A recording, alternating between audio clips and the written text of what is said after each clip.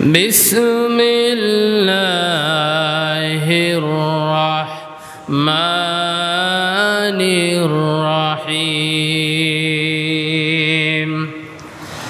ওয়াল বুদনা জাআলনাহা লাকুম মিন শাআইরিল্লাহি লাকুম ফিহা খায়র فاذكروا اسم الله عليها صواف فإذا وجبت جنوبها فكلوا منها وأطعموا القانع والمعتر كذلك سخرناها لكم لعلكم تشكرون صدق الله العظيم সূরাতুল হজ 36 নম্বর আয়াতে কারিমা থেকে আলোচনা শুরু হচ্ছে আজকে। আল্লাহ রাব্বুল আলামিন বলেন, আর উটকে আমরা আল্লাহ তাআলার নিদর্শনগুলোর মধ্যে অন্যতম করেছি। উট মরুভূমির জাহাজ। আল্লাহ রাব্বুল আলামিন তাকে স্পেশালি কিছু নিদর্শন দান করেছেন, হিকমত বা ক্ষমতা দান করেছেন। লু হওয়া, ঝড় যখন প্রবাহিত হয়, আর ওই প্রবাহিত হওয়ার সময় উটগুলো মরুভূমির মধ্যে বালির মধ্যে মুখ ফুঁসে দিয়ে ঘন্টার পর ঘন্টা এরকম তারা অক্সিজেন বন্ধ করে থাকতে পারে। আল্লাহ তাআলা এই ক্ষমতা তাদেরকে প্রদান করেছেন। মরুভূমির মধ্যে যেখানে গাড়ি চলাচল করতে কষ্ট, সেখানে উট দ্বারা বিভিন্ন বিষয় সমাধান করা হয়। তাই আল্লাহ তাআলা বর্ণনা করতেছেন, আল বুদনা জাআলনাহা লাকুম মিন শাআইরিল্লাহি লাকুম ফিহা খায়র। উটকে আল্লাহ রাব্বুল আলামিন নিদর্শনের মধ্যে একটি নিদর্শন বলেছেন। আল্লাহ রাব্বুল আলামিন বলেন, ফাযকুরু ইসমাল্লাহি আলাইহা সাওয়াফা, তোমাদের জন্য তাতে অনেক মঙ্গল রয়েছে। উটের মধ্যে আল্লাহ তাআলা আমাদের জন্য অনেক উপকার রেখেছেন, এই কথাটা আল্লাহ বলছেন নিজে। এরপরে উটকে তোমরা দাঁড়িয়ে জবাই করে দাও। সাধারণত আমরা গরু, মহিষ, ছাগল, ভেড়া, দুম্বা যখন জবাই করি তখন সাধারণত আমরা মাটিতে পেরে নিয়ে মাটিতে শুয়ায়ে দিয়ে জবাই করি, কিন্তু উট জবাই করার নীতি হচ্ছে দাঁড় করিয়ে। দাঁড়ানো অবস্থায় তার হলকমের কাছে ছুরি ঢুকাই দিয়ে যখন রক্ত খনন হয়ে যায় তখন মাটিতে সে পড়ে যায়। আর পড়ে যাওয়ার পরে আল্লাহ বলছেন, ফাইদা ওয়াজাবাত জুনুবুহা ফাকুলু মিনহা ওয়া আতঈমুল কানিয়া ওয়াল মু'তাররা কাযালিকা সাখখারনাহা লাকুম লাআল্লাকুম তাশকুরুন। উট যখন মাটিতে পড়ে যায় তা থেকে তোমরা নিজেরা ভক্ষণ করো। ফাইদা ওয়াজাবাত জুনুবুহা ফাকুলু মিনহা ওয়া আতঈমুল কানিয়া ওয়াল মু'তাররা, আর পরিতুষ্ট হয়ে যারা বসে আছে তাদেরকে তোমরা সেখান থেকে দাও, আর যারা তাদের অভাব তোমাদের কাছে পেশ করেছে তাদেরকে তোমরা সেখান থেকে ভক্ষণ করাও। ফুকাহায়ে কিরাম এই আয়াতের তাফসীর নিয়ে কুরবানির গোশতটাকে বন্টন নীতির একটা নির্ধারণ করে দিয়েছেন, কিন্তু কোরআন সরাসরি তিনটা ভাগ করতে হবে এই কথা কোরআন উল্লেখ করেনি, কিন্তু সূত্র দিয়েছে কোরআনে কারীম যে তোমরা নিজেরা খাও, পরিতুষ্টি হয়ে যারা বসে আছে, তার মানে এমন কিছু লোক আছে যারা তাদের অভাব তোমাদের কাছে পেশ করতে পারে না, সম্মানের ভয়তে, বাপদাদার ইজ্জতের কারণে, সম্মানের কারণে যারা মিসকিন, এমন লোকদেরকে ওই কুরবানির গোশত থেকে তাদের খাওয়ানোর জন্য আল্লাহ তাআলা নির্দেশ দিয়েছেন। আর দিয়েছেন কি, ওয়া আতঈমুল কানিয়া ওয়াল মু'তাররা, আর যারা তাদের অভাব তোমাদের কাছে পেশ করছে। সরাসরি যারা অভাব পেশ করে তাদেরকে কোরআনের ভাষায় ফকির বলা হয়। কি বলা হয়? ফকির বলা হয়। এই তিন শ্রেণী ব্যক্তিদেরকে আহার করানোর ব্যাপারে আল্লাহ রাব্বুল আলামিন কোরআনে কারিমের এই সূত্র উল্লেখ করেছেন। আর ফুকাহাগণ এই সূত্র ধরেই কোরবানির গোশতকে 3 ভাগে বন্টনের ব্যাপারে উল্লেখ করেছেন। কিন্তু কোরবানির গোশত 3 ভাগে যদি কেউ বন্টন নাও করে তাতে কোনো সমস্যা নাই। প্রিয় ভাইরা আমার, আমরা এই আয়াত নিয়ে পরে আলোচনা করছি। এবার আসুন কোরবানি কোন কোন ব্যক্তির উপরে আল্লাহ তাআলা ওয়াজিব করে দিয়েছেন। কোন কোন ব্যক্তির উপরে আল্লাহ তাআলা ওয়াজিব করেছেন? কোরবানি ওয়াজিব করেছেন 4 প্রকারের লোকের উপরে। কয় প্রকারের লোকের উপরে? 4 প্রকারের লোকের উপরে আল্লাহ তাআলা কোরবানির বিধান ওয়াজিব করেছেন। এই 4 প্রকার লোক কে কে, কারা কারা, এগুলো আমাদের সবার মুখস্থ রাখা দরকার। 4 প্রকারের লোক। 1 নম্বর প্রকার হচ্ছে যার উপরে আল্লাহ তাআলা যাকাত ফরজ করেছেন এবং সাদগায়ে ফিতর যাদের উপরে ওয়াজিব। আবার বলছি, যাদের উপরে আল্লাহ রাব্বুল আলামিন যাকাত নামক বিধানকে ফরজ করেছেন, যারা যাকাত দেওয়ার সামর্থ্য রাখে, আর সাদগায়ে ফিতরা দ্বারা সাদগায়ে ফিতর যাদের উপরে আল্লাহ তাআলা ওয়াজিব করেছেন, এমন ব্যক্তিদের উপরে আল্লাহ তাআলা কোরবানি দোয়াকে ওয়াজিব করে দিয়েছেন। এটা হচ্ছে 1 নম্বর পয়েন্ট। 2 নম্বর পয়েন্ট হচ্ছে কোনো ব্যক্তি যদি কোরবানি দেওয়ার সামর্থ্য রাখে না, কিন্তু ব্যক্তি মানত করে ফেলেছে। কি করে ফেলেছে? মানত করে ফেলেছে, নিয়ত করে ফেলেছে। মানতকারীর জন্য কোরবানি দেওয়া ওয়াজিব, সে যদি সামর্থ্যবান নাও হয়ে থাকে। এজন্য যে কোনো বিষয় নিয়ত করার আগে চিন্তা ভাবনা করে নিয়ত করতে হয় যে আমি এইটা পারবন কিনা। এটা হচ্ছে 2 নম্বর। 3 নম্বর হচ্ছে ওসিয়তকৃত ব্যক্তির পক্ষে কোরবানি দেওয়া ওয়াজিব। তার মানে আপনার আব্বা এবং আম্মা কোরবানি দিতে চেয়েছেন, কিন্তু হঠাৎ করে কোরবানির আগে তিনি মৃত্যুবরণ করলেন। কোরবানির আগে মৃত্যুবরণ করলেন। এই মৃত্যুবরণ করার কারণে আপনি সন্তান হিসাবে, ওই পরিবারের সদস্য হিসাবে ওই মৃত ব্যক্তিদের ওসিয়তের পক্ষে আপনি কোরবানি দিয়ে দেবেন। আপনার উপরে কোরবানি দেওয়া ওয়াজিব। এটা হচ্ছে 3 নম্বর। 4 নম্বর হচ্ছে কোনো গরিব মানুষ দোয়ার কোনো সামর্থ্য নেই, কিন্তু সে ব্যক্তি এমনিতেই নিয়ত করে ফেলেছে। মানত করা আর নিয়ত করা এটা আলাদা। মানত আরেক জিনিস, নিয়ত আরেক জিনিস। একজন ব্যক্তি নিয়ত করে ফেলেছেন আমি কোরবানি দেবো, সে যদি গরিব মানুষও নিয়ত করে তাহলে তার উপরে কোরবানি দেওয়া কি ওয়াজিব। তার উপরে কোরবানি দেওয়া ওয়াজিব। এই বিষয়টা একটু মনে রাখার চেষ্টা করবেন। আবারও বলছি, 4 প্রকারের লোকের উপরে আল্লাহ রাব্বুল আলামিন কোরবানি দেওয়া ওয়াজিব করে দিয়েছেন। 4 প্রকারের লোকের ধারণা আমি আপনাদেরকে দিয়ে দিলাম। যাদের উপরে যাকাত এবং সাদগায়ে ফিতর ওয়াজিব, যারা এমনিতেই মান্নত করে ফেলেছেন তাদের উপর ওয়াজিব, যারা ওসিয়ত করেছেন কিন্তু মৃত্যুবরণ করেছেন তাদের গার্জিয়ান হিসাবে তাদের পক্ষ থেকে সন্তানগণ কোরবানি দিয়ে দেবে, এটা ওয়াজিব। এবং 4 নম্বর হচ্ছে যারা গরিব হওয়ার পরেও নিয়ত করেছেন তাদের উপরে কোরবানি দেওয়া ওয়াজিব।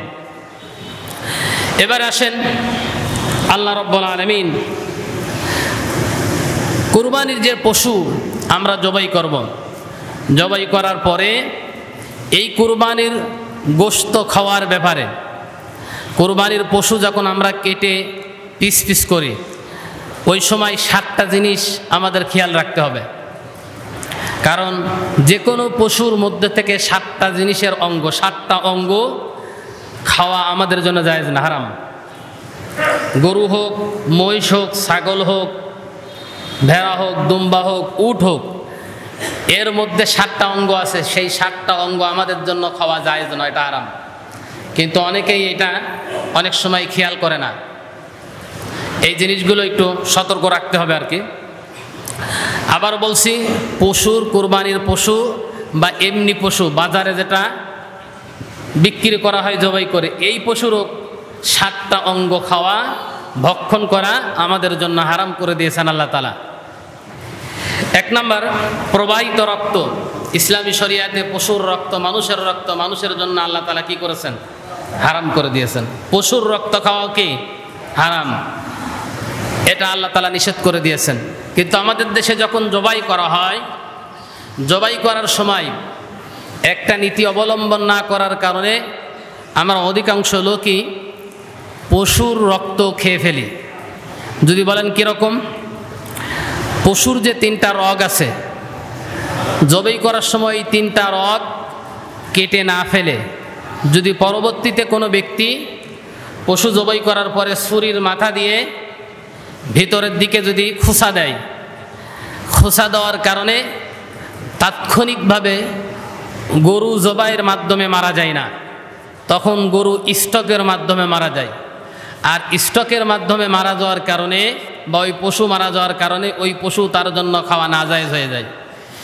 আল্লাহ রসুল জবাইয়ের পদ্ধতি দিয়েছেন, ওই জবাইয়ের পদ্ধতি ব্যতি রেখে কোনো ব্যক্তি ভিন্ন কোনো পন্থায়, বিশেষ করে কসাইরা আছে, জবাই করার পরে হঠাৎ করে ছুরির মাথা ওর ভিতরে কি করে দেয়? ঝিঙায় দেয়। আর এইটা করে এই জন্য যাতে পশু খুব তাড়াতাড়ি কি হয়? মারা যায়।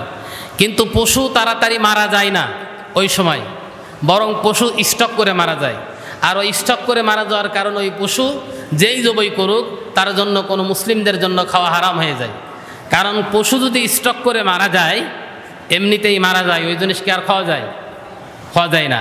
যারা কষায়ের কাজ করে আমি তাদের উদ্দেশ্য বলতেছি, এই কাজ করা যাবে না। 5 মিনিটের জায়গায় 10 মিনিট পরে, 10 মিনিটের জায়গায় 20 মিনিট পরে গরু মারা যাক, ছাগল মারা যাক, তারপরে আপনি কি করবেন? তারপরে চামড়া ছুলে নিয়ে এরপরে গোস্ত বিক্রি করেন বা বন্টন করেন। এটা হচ্ছে ইসলামী শরিয়াতের নীতি। কোনো ব্যক্তি পশু তাড়াতাড়ি মারা যাওয়ার জন্য যদি ভিতরে ছুরি দিয়ে যদি আঘাত করে, ছুরির মাথা দিয়ে, তাহলে এই পিছনের দিকে যে হাড় আছে, এই হাড়ের একটা রগ আছে হাড়ের মধ্যে, সাদা রগ, ওই রগে যে আঘাত করার কারণে সাথে সাথে এই গরু বা মোষ বা ছাগল স্টক করে মারা যায়। এটা হাদিসেও আছে, কোরআনও আছে, কোরআনের বর্ণনা তাফসিরের মধ্যে আছে। এই কাজ কখনো করা যাবে না। আর যখন গরু বা মোষ ছাগল স্টক করে যখন মারা যায়, তখন রক্তগুলো শরীর থেকে প্রবাহিত হয় না, রক্তগুলো গোস্তের মধ্যেই জমাট বেঁধে থাকে, গোস্তের মধ্যেই জমাট বেঁধে থাকে, যে কারণে আমাদের জন্য ওটা হারাম হয়ে যায়। প্রিয় ভাইরা আমার, 3টা রগ কেটে দেওয়ার কথা এই জন্য উল্লেখ করা হয়েছে যাতে পশুর গায়ে থাকা যে রক্তগুলো আছে, ওই রক্তগুলো পরিপূর্ণ আকারে, সম্পূর্ণ আকারে রক্তগুলো যাতে মাটিতে ঝরে যায়। এজন্য বলি দেওয়া কোনো পশু, আল্লাহ ছাড়া অন্য নামে যারা বলি দেয়, তারা দেখবেন বলি দেওয়ার সময় এক কোপে কি করে? এক কোপে মাথার ধর কি করে ফেলে? আলাদা করে ফেলে, মাথার ধর আলাদা করে ফেলে। ওই পশু মুসলিমদের জন্য খাওয়া জায়েজ নয়, ইসলাম শরিয়াত ওটা অনুমোদন করে না। এজন্য ব্যাপারে আমাদেরকে সতর্ক থাকতে হবে। বলছিলাম পশুর 7টা অঙ্গ খাওয়া মুসলিমদের জন্য হারাম। 1 নম্বর আছে প্রবাহিত রক্ত, 2 নম্বর আছে পশুর লিঙ্গ, এটা খাওয়া হারাম। 3 নম্বর আছে অন্ডকোষ, অন্ডকোষ তো বোঝেন নাকি? অন্ডকোষ, এটা খাওয়া হারাম। 4 নম্বর আছে প্রসাবের থলি, খাওয়া হারাম। প্রসাব যেখানে যার মধ্যে থাকে ওই জিনিসটা খাওয়া কি হারাম। এরপরে 5 নম্বর আছে পিত্তথলি, 5 নম্বর কি? পিত্তথলি, এটা খাওয়া হারাম। 6 নম্বর আছে চামড়া বা গোশতের মাঝে জমাট বাঁধা রক্ত। দেখবেন কিছু গরু আছে, ছাগল আছে, চামড়া এবং গোশতের মধ্যে এই বিসি ধরনের এক ধরনের জমাট বাঁধা রক্ত থাকে, বিসি ধরনের জমাট বাঁধা রক্ত থাকে, এইটা খাওয়া আমাদের জন্য হারাম। আর 7 নম্বর আছে পশুর মধ্যে থাকা সাদা রগ, এটা আমাদের জন্য খাওয়া হারাম। এগুলো মাসালা বলতেছি, যেহেতু কোরবানি আপনারা যারা নিয়ত করেছেন দেবেন, যাতে এরকম কোনো কাজ না হয় যেটা আমাদের জন্য হারাম হয়ে যায়। এগুলো জবাই করার সময় খুব খেয়াল করে এই জন্য জবাই করতে হবে আর কি। তাহলে আমরা যে জিনিসটা পেলাম, একটা পশুর কয়টা অঙ্গ খাওয়া হারাম? আরো জোরে বলেন। 7টা অঙ্গ খাওয়া হারাম। 1 নম্বর প্রবাহিত রক্ত, 2 নম্বর লিঙ্গ, 3 নম্বর লিল্লাহি রব্বিল আলামিন। আল্লাহ শিক্ষাই দিয়েছেন, আমাদের দোয়াই শিক্ষা দিয়েছেন। নবী আপনি বলুন, হে ইমানদার তুমি বলো, উল ইন্না সালাতি, নিশ্চয় আমার নামাজ, অনুসুকি আমার কুরবানি, অমাহইয়া আমার বেঁচে থাকা, অমামাতি আমার মরে যাওয়া, লিল্লাহি রব্বিল আলামিন, সব কিছু কেবলমাত্র হতে হবে আল্লাহ রব্বুল আলামিনের জন্য। তাহলে কুরবানির নিয়ত কেবলমাত্র কার জন্য করতে হবে? আল্লাহর জন্য। বলবেন যে আমি আল্লাহর উদ্দেশ্য করে কুরবানি দিচ্ছি, আমি বা আমার পরিবারের পক্ষ থেকে আল্লাহর জন্য কুরবানি, অমুকের নামে কুরবানি হচ্ছে, এই জিনিসটা বলা আপনার জন্য জায়েজ নাই। আবার বলছি, আপনি কখনোই বলবেন না যে ভাই আমার নামে কুরবানি দেন, আমার মার নামে কুরবানি দেন, বাবের নামে কুরবানি দেন, আমার অমুক ভাইয়ের নামে কুরবানি দেন, এই কথা আপনার জন্য বলা জায়েজ না। আপনি বলবেন যে আমাদের পরিবারের পক্ষ থেকে বা অমুকের পরিবারের পক্ষ থেকে শুধুমাত্র আল্লাহর জন্য কুরবানি হবে। কথা এমন একটি জিনিস যা কথার মাধ্যমে, বলার মাধ্যমে গুনাহ হয়, কথা বলার মাধ্যমে ঈমান চলে যায়, কথা বলার মাধ্যমেই শিরিক হয়, কুফরি হয়ে যায়। এজন্য এমন কিছু কথা আছে, সেই কথাগুলো একটু মেপে বলার জন্য চেষ্টা করতে হবে আর কি। প্রিয় ভাইরা আমার, নিয়ত এমন একটি জিনিস, নিয়ত গরমিল হলে কোনো জিনিসই আল্লাহ রাব্বুল আলামিনের দরবারে কবুল হয় না। কিয়ামতের ময়দানে সর্বপ্রথম 3 প্রকার ব্যক্তিদেরকে আল্লাহ তাআলা বিচারের সম্মুখীন করবেন। কয় প্রকারের? 3 প্রকার ব্যক্তিকে আল্লাহ তাআলা বিচারের সম্মুখীন করবেন প্রথমে। সেই 3 প্রকারের মধ্যে এক প্রকার হচ্ছে যারা শহীদ হয়েছে।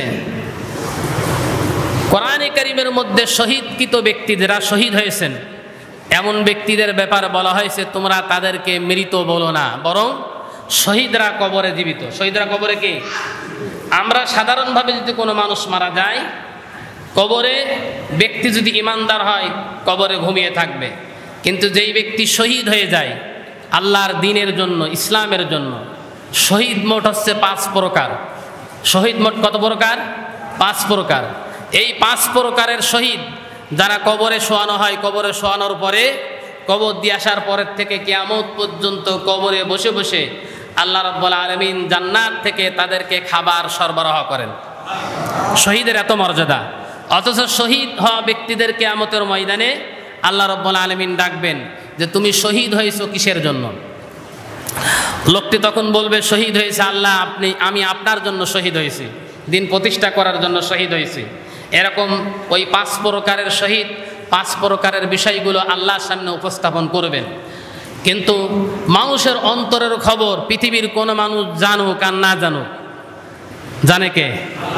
ইন্নাল্লাহা সামিউম বাসির। আমার আল্লাহর কাছে কোনো কিছু গোপন থাকে না, সব কিছু ওপেন। আল্লাহ তো জানেন আমি বা আপনি বা অন্য কেউ কিভাবে শহীদ হয়েছে, কোন কারণে শহীদ হয়েছে, এটা আল্লাহ রাব্বুল আলামিন ভালো জানেন। এজন্য আল্লাহ তাকে ডেকে বলবেন না, আসলে তুমি দ্বীনের জন্য শহীদ হওনি, তুমি শহীদ হয়েছো এই কারণে যে তোমাকে শহীদ বলবে লোকেরা, তোমাকে খেতাব দেবে, তোমার সম্মান মর্যাদা বৃদ্ধি হবে, ইত্যাদি ইত্যাদি বিষয়গুলো আল্লাহ রাব্বুল আলামিন তার সামনে উপস্থাপন করবেন। লোকটার মাথা তখন নিচু হয়ে যাবে। লোকটার মাথা তখন কি হয়ে যাবে? নিচু হয়ে যাবে। অথচ সে আল্লাহর দ্বীনের জন্য বা ওই 5 প্রকারের কারণে শহীদ হয়েছে। আল্লাহ রাব্বুল আলামিন তাকে কোনো যাজা এবং কল্যাণ দেবেন না, তাকে পুরস্কৃত করবেন না। ওই শহীদ ব্যক্তিকেও আল্লাহ রাব্বুল আলামিন ধরে জাহান্নামে কি করবেন? নিক্ষেপ করে দেবেন। শুধুমাত্র নিয়ত গরমিল হওয়ার কারণে। নিয়ত কি? গরমিল হওয়ার কারণে। এজন্য নিয়ত করার ব্যাপার খুব সতর্কতা, হুঁশিয়ার থাকা লাগবে সবসময়।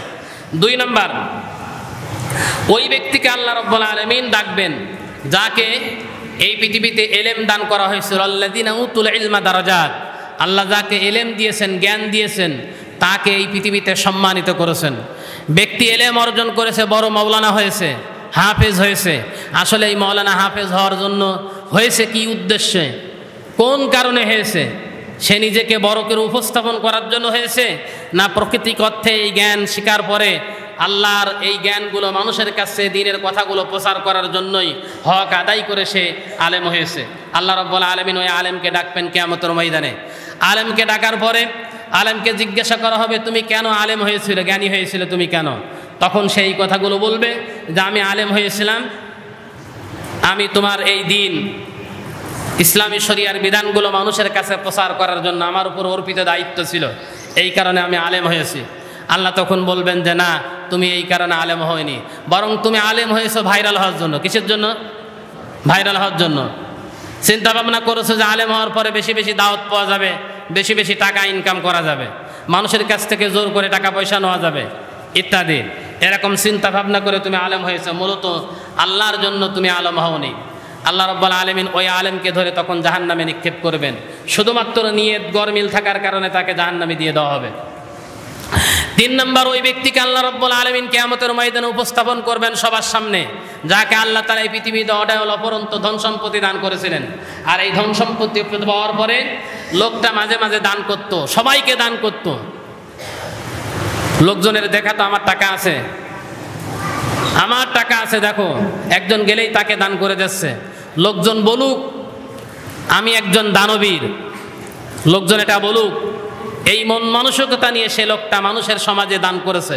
আল্লাহ রাব্বুল আলামিন ওই দানবীর ব্যক্তিকে আল্লাহর সামনে উপস্থাপন করে জিজ্ঞাসা করবেন, তোমাকে ধনী বানানো হয়েছিল, তুমি কি জন্য ধনী হয়েছিলে, তুমি কি জন্য দান করতে?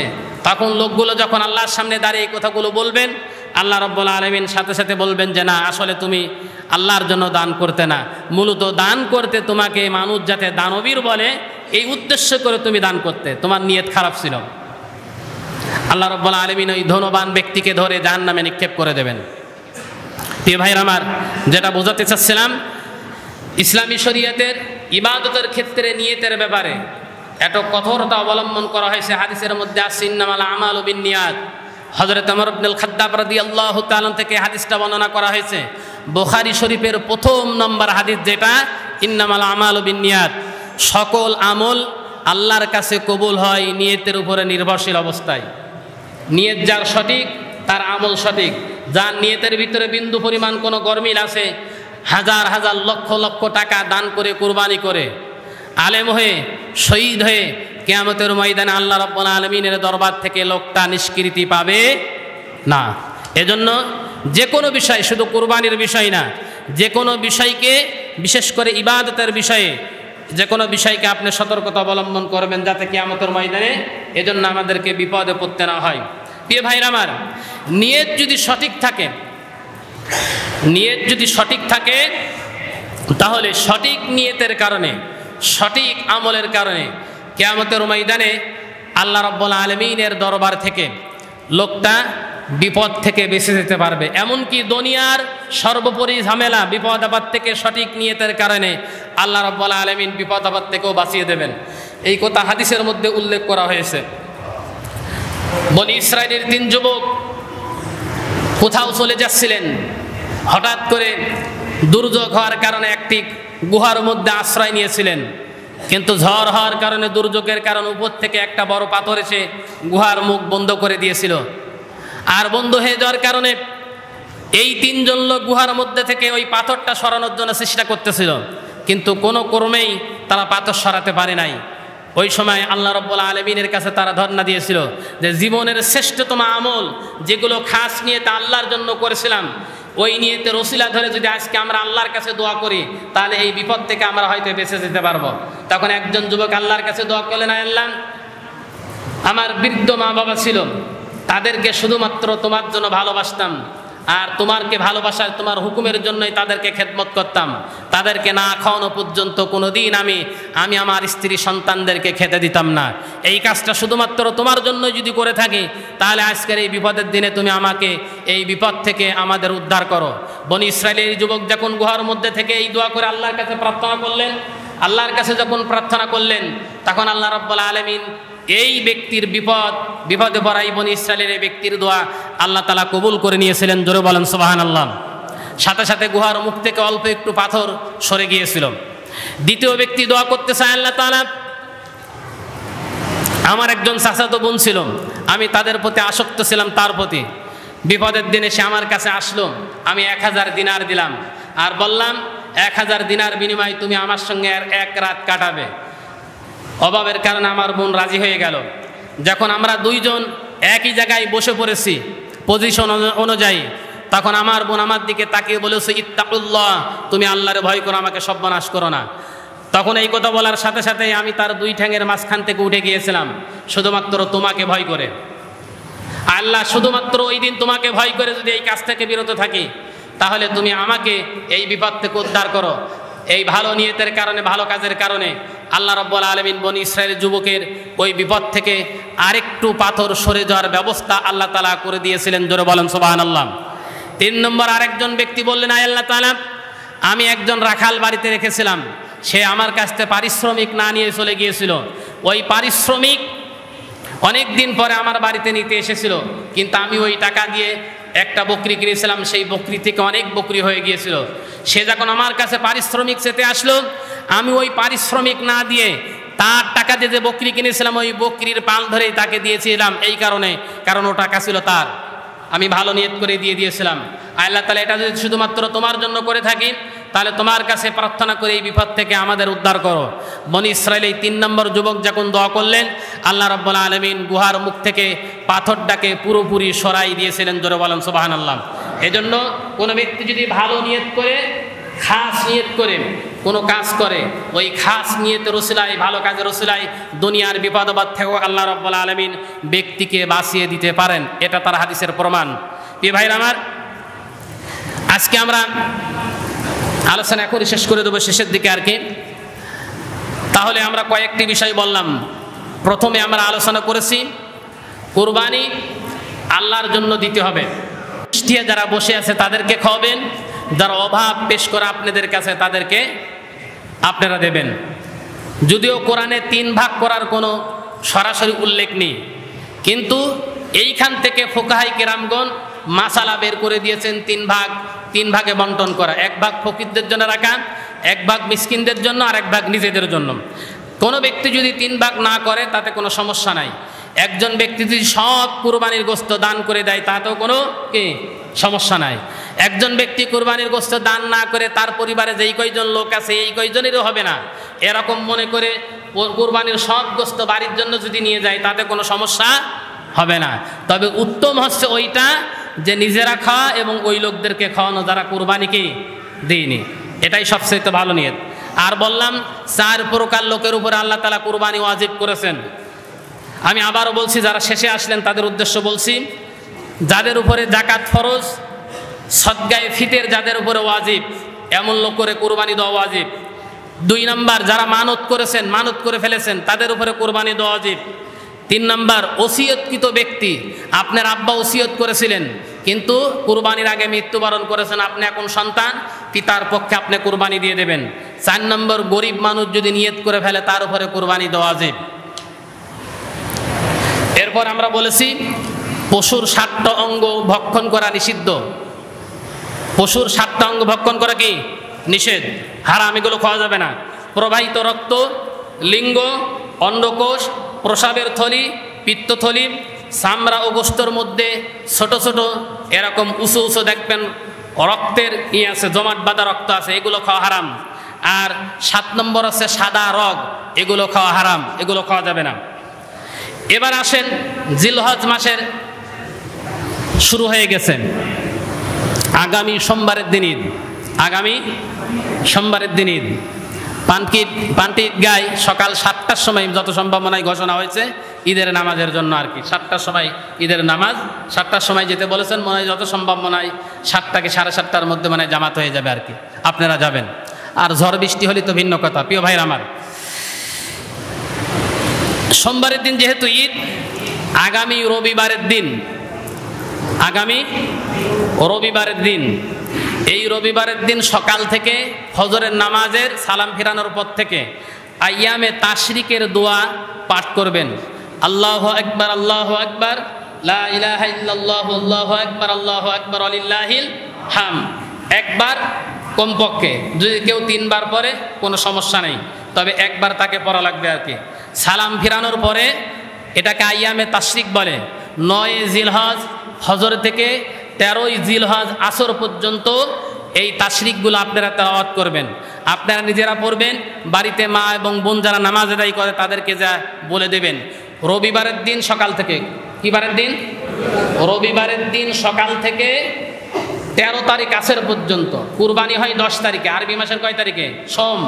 তাই মঙ্গল, বুধ, বৃহস্পতিবারের দিন আসর পর্যন্ত আয়ামে তাশরিকের দোয়া আপনাদেরকে তেলাওয়াত করতে হবে। এটা ওয়াজিব। এটা কি ওয়াজিব? এটা পালন করবেন।